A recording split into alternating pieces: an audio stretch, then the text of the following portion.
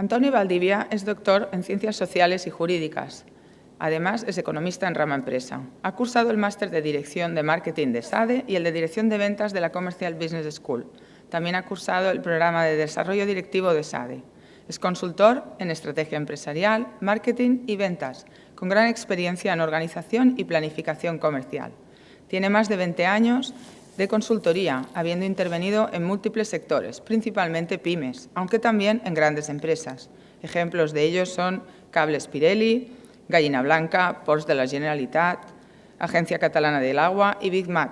Y también en Latinoamérica, por ejemplo, en Ecuador, en la Ecuador Bottle Company del grupo Coca-Cola y también en la empresa pública municipal de telecomunicaciones de Colombia, el grupo empresarial EPM. Es profesor de la Universidad de Barcelona, Facultad de Economía y Empresa. Fue el promotor de su MBA y su director durante 9 años. Y es profesor también y consultor de Ingenio Leadership School. Les dejo con él.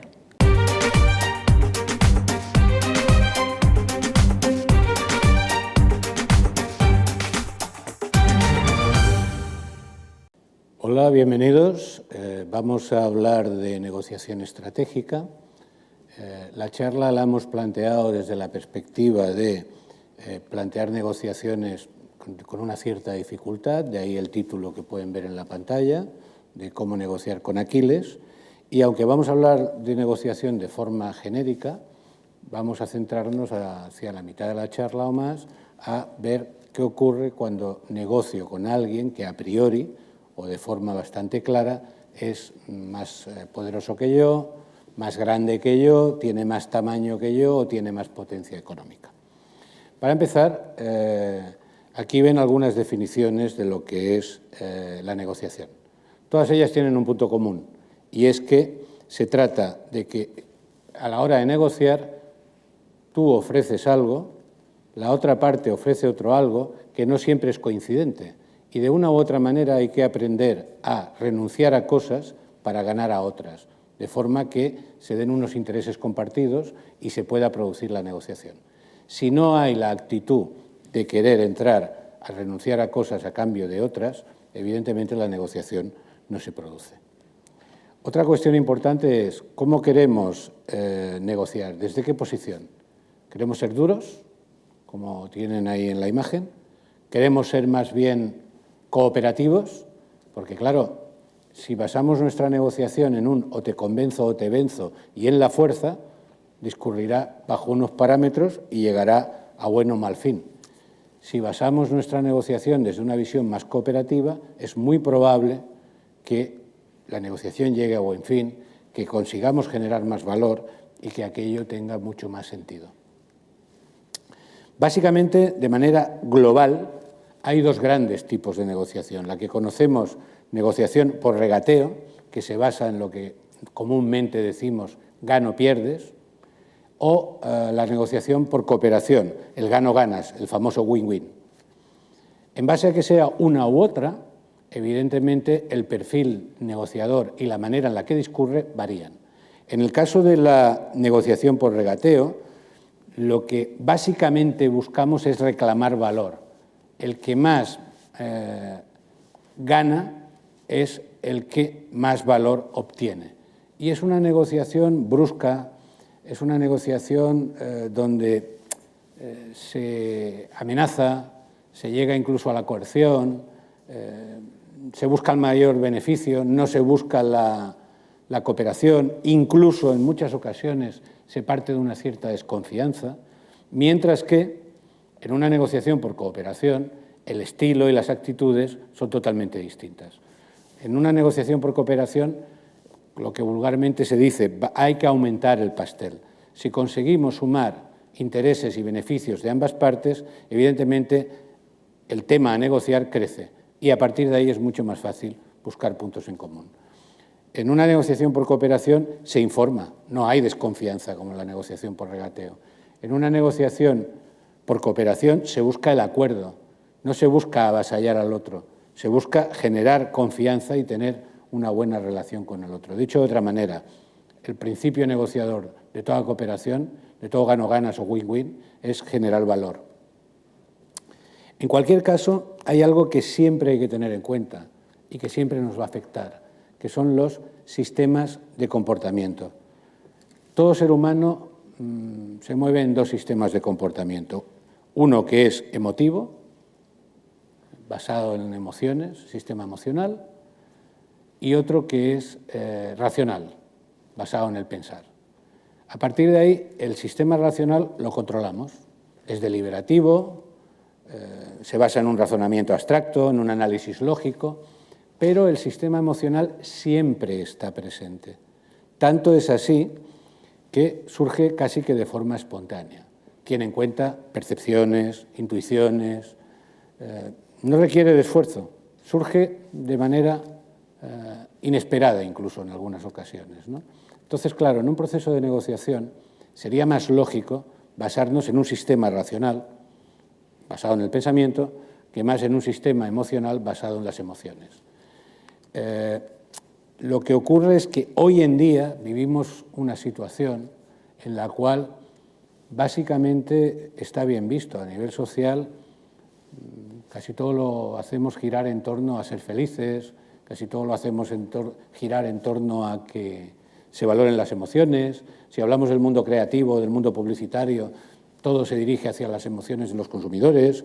Si hablamos de la relación padres-hijos, todo el mundo lo que pretende es alcanzar la felicidad, con lo cual está bien visto tener en cuenta lo emocional. Pero a la hora de establecer una negociación, si no la basamos en el parámetro racional, difícilmente la llevaremos a buen puerto. Máximo cuando más adelante, tal como estamos comentando, lo que pretendemos es negociar con alguien que está en una posición de superioridad con respecto a nosotros. Para que la negociación se enriquezca, hay que fomentar una serie de habilidades. Todas ellas son buenas. Evidentemente podemos ser más proclives a desarrollar unas que otras, pero en cualquier caso, si las vemos en su conjunto, todas nos ayudan. Hay que desarrollar la creatividad. ¿Por qué? Porque nos ayuda a ampliar las posibles alternativas, nos ayuda a ver diferentes enfoques ante la negociación y eso siempre nos ayuda a hacer crecer el pastel. Hay que gestionar muy bien el tiempo. La gestión del tiempo es vital en una negociación. El tiempo es un factor estratégico. ¿Cuántas veces alguien nos cita a una determinada hora para poner en marcha la negociación donde hay un límite de tiempo?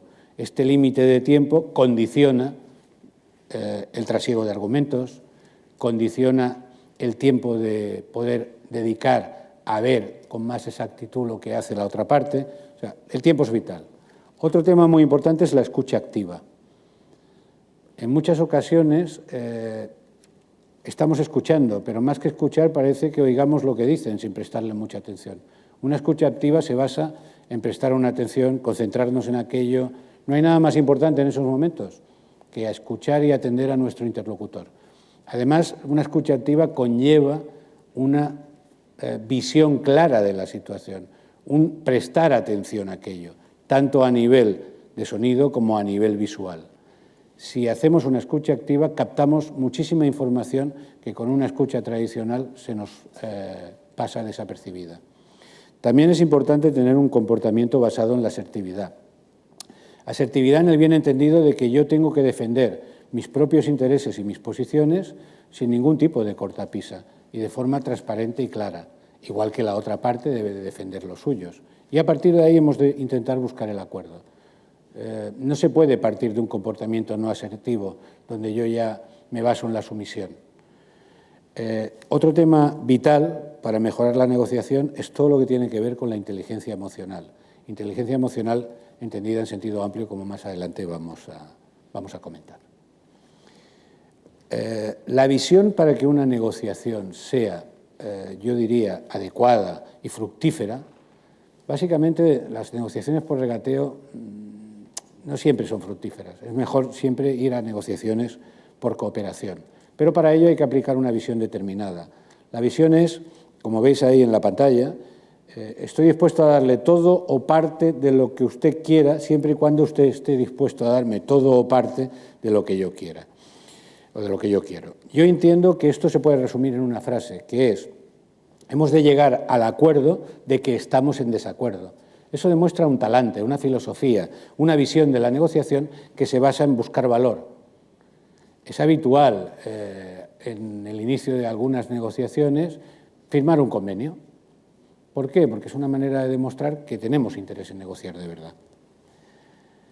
A partir de ahí, en toda negociación, de una u otra manera, siempre aparece el conflicto. Siempre tenemos que gestionar el conflicto. ¿Por qué? Bueno, porque hay intereses o puntos de vista que en muchas ocasiones se oponen entre sí. No quiere decir que no podamos llegar a acuerdos, quiere decir que a priori no acabamos de ver cómo, ¿no? Entonces, hay conflictos que se manifiestan abiertamente. Tu otra parte, tu interlocutor, te dice claramente lo que quiere, te dice claramente con lo que está o no está de acuerdo, pero hay ocasiones en las que hay conflictos ocultos, lo que normalmente llamamos conflictos larvados, y esos son más difíciles de detectar. Ahí hay que basarse mucho más en la observación, en la comunicación no verbal, en ver cómo actúan, cómo reaccionan ante algunas de nuestras propuestas o ante alguna de nuestra información. Por ponerlo gráficamente, el conflicto básicamente lo podemos tratar de dos maneras. Siempre que surge un conflicto aparecen las relaciones de poder. Yo puedo recurrir a la persuasión, dicho de otra manera, establecer cooperación, o yo puedo recurrir a la coerción, dicho de otra manera, ejercer mi poder. Claro, cuando yo ejerzo el poder, me arriesgo a lesionar a la otra parte y me arriesgo a que no aparezca todo el valor que en aquella negociación se tiene que dar. En cualquier caso, muchas veces aplicamos una visión un tanto estrecha. La visión debe de ampliarse. Cuando yo estoy en un mercado, yo normalmente compito y rivalizo con otras empresas que cada día vamos a intentar capturar mercado en nuestro beneficio, en algunos casos a costa del mercado del otro, ¿no? Aplicar esa visión es una visión estrecha. Ahí, para negociar, tengo que aplicar una visión más amplia donde previamente a mi empresa hay una serie de proveedores y después hay una serie de clientes. Lo lógico es que eso quede todo alineado para trasladar valor al cliente final y luego ya veremos ese valor que hemos trasladado, de qué forma cada parte captura lo que le corresponda. Pero no tiene mucho sentido que yo negocie basándome en el regateo, en el gano-pierdes, cuando al final lo que deberíamos de hacer es aplicar una visión más de gano-ganas. Si nos ponemos de acuerdo, ambos ganaremos más y además el cliente final también. En cualquier caso, ¿a dónde quiero llegar con este tema? Que bueno, no se puede resolver un conflicto aplicando una visión estrecha. Para resolver un conflicto y resolverlo bien, lo lógico es pensar en términos estratégicos, con una visión a más medio y largo plazo. O sea, no se trata de obtener una operación hoy, se trata de obtener operaciones en el tiempo y se trata de hacer negocios en el tiempo, ¿no? Hay ocasiones en las que alguna gente dice, bueno, es que al final yo veo al cliente, cierro esta operación, compro esto, negocio aquello y no lo vuelvo a ver más. Con lo cual tiene sentido que yo intente hacer un gano-pierdes. Bueno, si tú haces algo que la otra persona se considera maltratada, hoy en día los medios de comunicación están al alcance de cualquiera. Y lo que hoy has hecho que a la otra persona le ha sentado mal, asumes el riesgo de que hable mal de ti. Con lo cual, aunque solamente sea por mantener tu imagen, por mantener tu prestigio, hay que tener cuidado en hacer negociaciones más basadas en la cooperación que negociaciones basadas en la prepotencia y la coerción. Como supuestamente vamos a negociar con Aquiles, ahí tenéis una fotografía de Aquiles y ahí tenéis una pregunta importante a responder. ¿Cómo vamos a plantear la negociación con Aquiles? ¿Desde la figura de la coerción? ¿Desde la figura superior? ¿O la vamos a plantar más desde la figura de la cooperación, que es la inferior? Es evidente que si partimos de la historia, Aquiles solamente tenía un punto débil, que era el talón. Pero claro, no siempre vemos o llegamos a saber cuáles son los puntos débiles de nuestra otra parte, aún y estudiando la información y mirándola.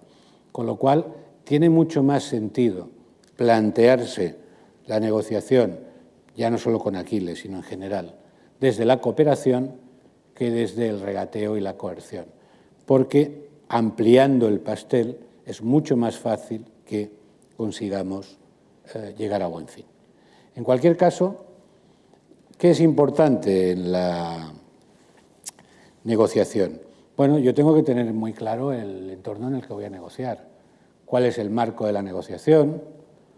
¿Cuáles son las partes y el poder que surge en esa negociación? Y sobre todo los objetivos y las alternativas. Es habitual que yo parta de una reflexión previa cuando quiero negociar con alguien que es, por decirlo de alguna manera, más potente que yo, ¿no? Y eso empieza, si no tengo cuidado y no me lo planifico bien, me empieza a desgastar, ¿no? Aparecen las emociones por ahí. Y entonces me planteo, ¿no? ¿Sabré estar a la altura? ¿Conseguiré realmente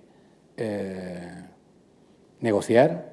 Tengo que conseguir como sea la operación, porque para mí es muy interesante conseguir este trato. Para mí es muy interesante entrar en relación con este cliente. Y por muy bien que planteemos nuestro plan maestro de negociación, si vamos a negociar con Aquiles, lo que más nos va a enturbiar esa negociación, si no lo sabemos controlar, van a ser las emociones. Con lo cual, si partimos de la base de que en este eje donde sentamos las posibles situaciones de negociación o el aspecto situacional, en el eje de las Y, interés por la relación, en el eje de las X, interés por el beneficio, básicamente me salen 4 puntos a negociar, con uno intermedio, que es el por compromiso, ¿no? Pero claro, lo lógico sería que yo intentara mantener una buena relación o conseguir una buena relación y conseguir beneficio. Con lo cual, mi base de partida tiene que ser el gano-ganas, el win-win, o dicho de otra manera, por cooperación. En cualquier caso, teniendo que negociar con alguien más fuerte que yo, o supuestamente más fuerte por tamaño, por el motivo que sea, yo me podría plantear, decir, bueno, pues voy a ir hacia esta negociación primando la relación, vamos a primar entrar en negociación con este cliente, conseguirlo y luego ya más adelante obtendré el beneficio, y eso me llevaría a plantearme la negociación por cesión. Dicho de otra manera, entrar a negociar ya planteando que voy a perder para que el otro gane. Si eso es así, claro, solo tiene sentido negociar por cesión cuando se dan algunas de las casuísticas que ahí vemos en la pantalla, ¿no? Nos interesa dar prioridad a la relación. Estamos dispuestos, por decir de alguna manera, a pagar la entrada. Bueno, bien, es una posición. Estamos trabajando a largo plazo. Perdemos hoy esperando tener un beneficio futuro, dicho de otra manera, ganar mañana. Me interesa fortalecer la confianza entre las dos empresas y presupongo que se va a fortalecer pudiendo empezar y que ese poder empezar se basa en perder. Necesitamos resolver una situación de conflicto. Hemos tenido un conflicto por el motivo que sea y la solución está en manos de esa otra parte que aparece como un nuevo actor y estamos dispuestos a ser sumisos y someternos, o incluso tenemos una agenda oculta. Resulta que nos interesa ahora entrar a negociar con esta empresa y conseguir entrar dentro de su cartera de proveedores porque sabemos que hay un movimiento en el mercado y que esa empresa está en proceso de negociación, fusión, absorción con alguna otra, con la cual será muy difícil entrar luego, pero ahora eso nos puede facilitar la entrada si ya hemos establecido relación con este cliente. Esa o otras casuísticas que se dan en el mundo de los negocios. En cualquier caso, yo recomiendo que se negocie por cooperación. Se suele decir que el tamaño no importa en algunos casos y en otros sí. Yo diría que la base de partida es vamos a negociar por cooperación y al tamaño no le vamos a dar importancia. Con lo cual, esas emociones que generará el tamaño de la otra parte vamos a intentar trabajarlas. En cualquier caso, ¿cómo negociar por cooperación? ¿Qué aspectos serían los más destacables o a los que yo les podría sacar más rendimiento? Bueno, tengo que buscar el interés común, tengo que buscar intereses compartidos, habilidades iguales, tengo que demostrar que nos necesitamos mutuamente. Una pieza pequeña de un gran engranaje, si falla, falla el engranaje al completo. tendríamos que llegar a entrar en la situación de que, hombre, al final, por pequeños que seamos, tenemos fortalezas, tenemos buenos elementos que aportar. Dicho de otra manera, juntos seguramente que vamos a conseguir un resultado mejor, seguro que vamos a conseguir aumentar el valor. En cualquier caso, como decía al inicio, hay que tener en cuenta cuáles son las buenas habilidades para un negociador. Aquí en la pantalla las tienen, ¿no? Bueno, visión estratégica, conocimiento de uno mismo. Si no te conoces, difícilmente podrás controlar tus emociones, ¿no? Habilidad, control de emociones, persistencia, asertividad. Es evidente que difícilmente vamos a manejar todos los puntos que ahí se ponen. Pero bueno, como mínimo hemos de saber en qué somos más fuertes o en qué tenemos algunas debilidades para intentar paliarlas. Aquí, en la negociación, sea con Aquiles o sea la que sea, pero especialmente con Aquiles, hay que tener muy claro el proceso negociador. Hay que tener muy claro cómo lo planifico, cuál es mi plan maestro, qué es lo que busco, qué espera la otra parte, qué espero yo. Hay que tener muy claro la puesta en escena y hay que tener muy claro el acuerdo final. Pero, como presuponemos que la negociación va a ser casi que en desventaja, más que centrarnos en el proceso metódico de paso a paso, nos vamos a centrar en algo que afecta de una manera clara, como ven aquí, que son las emociones. Y vamos a ver que esas emociones nos asaltan de una manera incipiente y con unos resultados a veces francamente imprevisibles, ¿no? Podríamos hablar de varias más. Aquí nos hemos centrado básicamente en 4. Podemos hablar de la ira, podemos hablar de la ansiedad, de la frustración y de la excitación. Básicamente, en cualquier proceso negociador van apareciendo de una u otra manera y hay que ir tratándolas conforme salen y hay que intentar controlarlas, hay que intentar paliarlas y hay que intentar que no perjudiquen el proceso. Si hablamos de la ansiedad, ¿qué ocurre? ¿Por qué tenemos ansiedad? Bueno, probablemente porque no nos hemos planteado la negociación desde una perspectiva estratégica. Probablemente nos la hemos planteado desde el corto plazo. A ver si consigo este primer pedido, aunque sea a unas condiciones desfavorables para mí y muy favorables para la otra parte, y después ya veremos. Eso es un error. Hay que plantearlo desde un punto de vista más amplio, aun y cuando estemos dispuestos a sacrificar una parte del beneficio en la primera operación. Porque, ¿qué ocurre si aparece la ansiedad? Cuando aparece la ansiedad, la confianza en uno mismo se reduce. Incluso llega a tal punto el tema que nos entra la prisa. Queremos huir de la negociación, la queremos acabar como sea. Si la otra parte lo ve, evidentemente es normal que si puede lo utilice en su beneficio, ¿no? También somos bastante más manipulables porque estamos en una situación de debilidad. Los argumentos que nos dicen no acabamos de medirlos ni de verlos desde una perspectiva objetiva. Y sobre todo nos genera un gran desasosiego. A partir de ahí nos desconcentramos y perdemos el hilo de la negociación. ¿Qué podemos hacer? Bueno, yo diría que prácticamente, como ven ahí en la imagen, aplicar el modelo de las 3 P's, ¿no? Planificación, persistencia y paciencia. Haber planificado muy bien, ser persistente en desarrollar todo el proceso negociador con visión a medio y largo plazo y, sobre todo, ser paciente. Parece que la negociación no acaba de surgir como yo esperaba. No ocurre, no pasa nada, sigamos negociando, sigamos avanzando. O sea, la ansiedad es un mal compañero para una buena negociación. Otro elemento es la ira. Hay ocasiones en las que nuestro interlocutor puede adoptar una posición de prepotencia y que eso nos haga sentirnos incómodos o que nos haga sentirnos, en cierto modo, un tanto maltratados, ¿no? Y que eso provoque una emoción negativa, ¿no? Porque la ira, ¿qué es? No es más que una emoción negativa dirigida hacia la otra parte, ¿no? ¿Qué sucede con la ira? ¿Qué desata? El conflicto. Y además de desatar el conflicto, lo único que se nos ocurre es la rivalidad, la competición, Claro, competir con el grande no tiene mucho sentido. O sea, ya antes de empezar vamos por mal camino. Además, la ira genera tensión.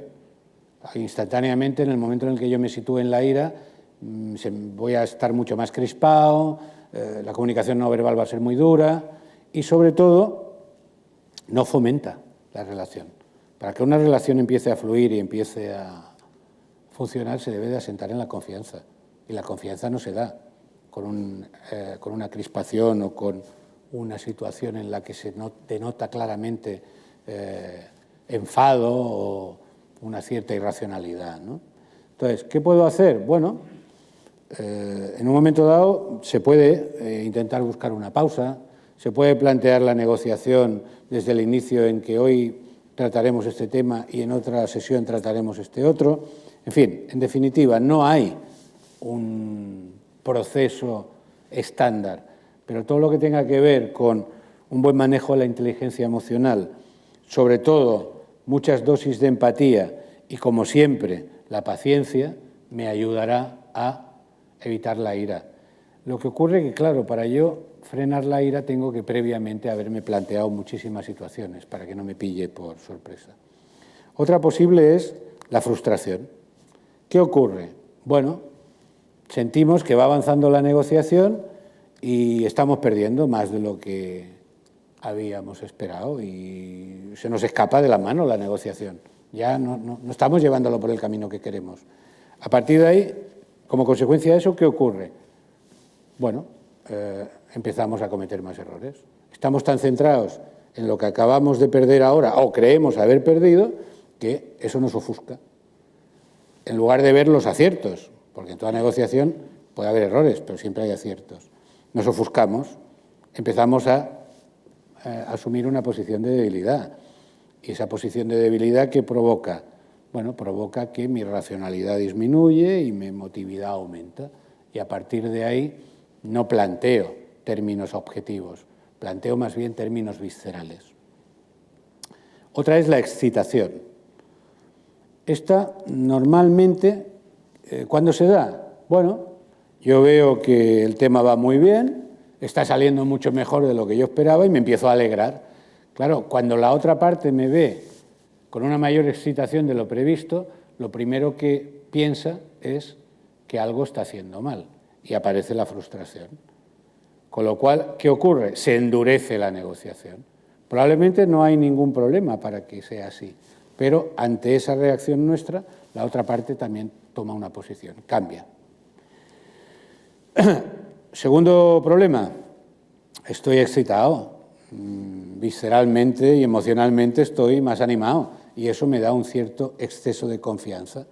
Dicho de otra manera, pierdo concentración. Una vez más, la emoción me anula la racionalidad. Ante ello, empatía, inteligencia emocional y sobre todo moderación. ¿No es bueno demostrar alegría? Sí, pero hombre, con moderación. Y la alegría no la demuestro por lo que yo consigo. La alegría la demuestro por lo que estamos consiguiendo ambas partes, porque por eso estamos negociando desde la cooperación. Visto esto, hay un tema también importante a tener en cuenta, ¿no? Y es que a veces, cuando vamos a negociar con alguien que tiene otro tamaño, pues sentimos miedo y pretendemos negociar desde el miedo, ¿no? Entonces, claro, negociar desde el miedo, como ven en la pantalla, pues no es una buena posición. Con lo cual, ¿cuál sería la recomendación aquí? Bueno, cuidar la respiración, hidratarse. Cuidar la respiración e hidratarse ayuda a adquirir mejor control y a minimizar el miedo. Y bueno, no dejarnos impresionar. Si vamos a establecer una negociación es porque tenemos algo que aportar, ambas partes. Con lo cual, de lo que se trata es de ver de qué manera generamos más valor. No se trata de ver que estoy negociando con alguien desde una situación de sumisión o desde una situación agresiva. Visto esto, otros temas importantes, aquí tienen la inteligencia emocional. Hay que intentar encauzar las propias emociones y, sobre todo, intentar, si se puede, encauzar las de la otra parte, porque, bueno, si no encauzamos las emociones, no aparece la objetividad. Y claro, una negociación basada en términos subjetivos normalmente no llegará a buen fin. O si llega a buen fin, satisfará a una de las partes, no satisfará a ambas, que es de lo que se trata.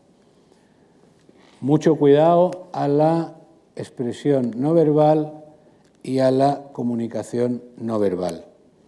Ojo a los estereotipos, ojo al paralenguaje, ojo al lenguaje visual, ojo a la distancia. Hay momentos en los que en un proceso de negociación, tal como se coge un folleto, tal como se presenta una imagen, tal como se reacciona ante una nueva noticia, afecta. Ahí estamos constantemente transmitiendo comunicación y si aplicamos una buena escucha activa, estamos constantemente recogiendo información. Esto es vital para la negociación y es vital para el control de las emociones, porque nos da información que confirma lo que nos parece percibir a priori o no. También es vital que tengamos en cuenta lo que se llaman las barreras de la comunicación, los estereotipos, el efecto halo. Vemos algo y a partir de ahí ya presuponemos y generalizamos. Tenemos unas expectativas determinadas, aplicamos una defensa perceptiva, hemos visto algo y a partir de ahí nos quedamos con ese algo. ¿Qué suele ocurrir? Vemos por primera vez a alguien con quien vamos a negociar y se establece la primera impresión. Pero realmente con esa no es con la que vamos a negociar. Con la que vamos a negociar es con la segunda, con la que se dará con el proceso de negociación, con el proceso de relación que se establece. Pero claro, la primera impresión no la olvidamos, la tenemos ahí fija y vamos aplicando y a veces nos lesiona a la hora de interpretar porque puede ser que estemos partiendo de una base errónea. Esto es debido a la percepción. En la percepción seguimos un proceso, aplicamos una atención selectiva, prestamos atención a aquello que a nosotros nos interesa más, además generamos huecos en esa atención y los huecos los rellenamos con valores que para nosotros son importantes y ahí hacemos un proceso de distorsión selectiva y posteriormente pasamos a la retención selectiva. Dicho de otra manera, en nuestra memoria almacenamos aquello que para nosotros es más importante, que no necesariamente quiere decir que sea lo mismo que para la otra parte.